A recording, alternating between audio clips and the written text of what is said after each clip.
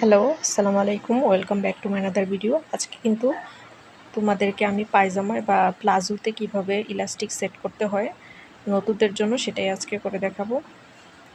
তো সবাইকে রমজানের অনেক অনেক শুভেচ্ছা। তো আমি কিন্তু এখানে একটা ইলাস্টিকের উপরে আরেকটা ইলাস্টিক রেখে একদম শক্ত করে কিন্তু ক্রস সেলাই করে নিয়েছি, যাতে এটা স্ট্রেচ হওয়ার সময় যেন ছিঁড়ে না যায় সেজন্য।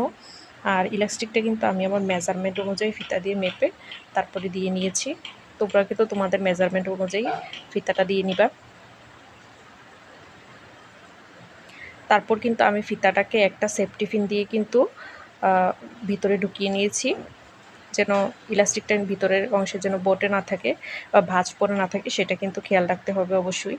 তো তারপর কিন্তু আমি এখানে ইলাস্টিকটা এক হাতে টান দিয়ে ধরেছি, আর অপর হাতে কিন্তু অপর সাইড দিয়ে ইলাস্টিকটা ধরে রেখেছি।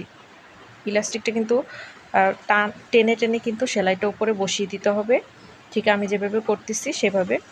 তোমরা কিন্তু কাপড়টা বেশি জোরে কিন্তু টান দিবা না, কারণ দিলে কিন্তু ইলাস্টিকটা সুন্দরভাবে পারফেক্টলি কিন্তু এখানে বসবে না।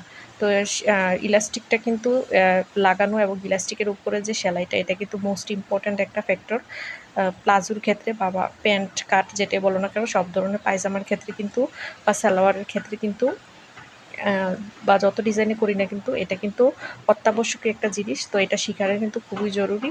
তো সেই জন্য কিন্তু আমি ভিডিওটা তোমাদেরকে ভিডিওতে একদম ক্লিয়ার করে বোঝানোর চেষ্টা করেছি। তো আশা করছি তোমাদের অনেক অনেক ভালো লাগবে। আর ভালো লাগলে অবশ্যই একটা লাইক আর চ্যানেলটাকে সাবস্ক্রাইব করে দিবা এই ধরনের প্রয়োজনীয় আরও বেশি ভিডিও পাওয়ার জন্য।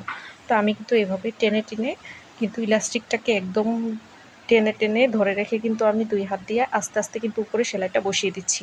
তো আমি আবারও বলছি, তোমরা কিন্তু ফেব্রিকটাকে টেনে টেনে কিন্তু স্ট্রেচ করা যাবে না, কারণ ফেব্রিকটা কিন্তু ইলাস্টিকের মতো স্ট্রেচেবল না, সেজন্য। আর কাপড়টা কিন্তু জমে যেতে পারে। আর ইলাস্টিকটা সেট করার সময় তোমরা ইলাস্টিকটা যখন সেফটি পিন দিয়ে ভিতরে ঢুকানোর পরে কিন্তু তোমরা একটু টেনে টেনে কিন্তু সব দিকে মেজারমেন্টটা একদম ঠিক করে নিতে হবে।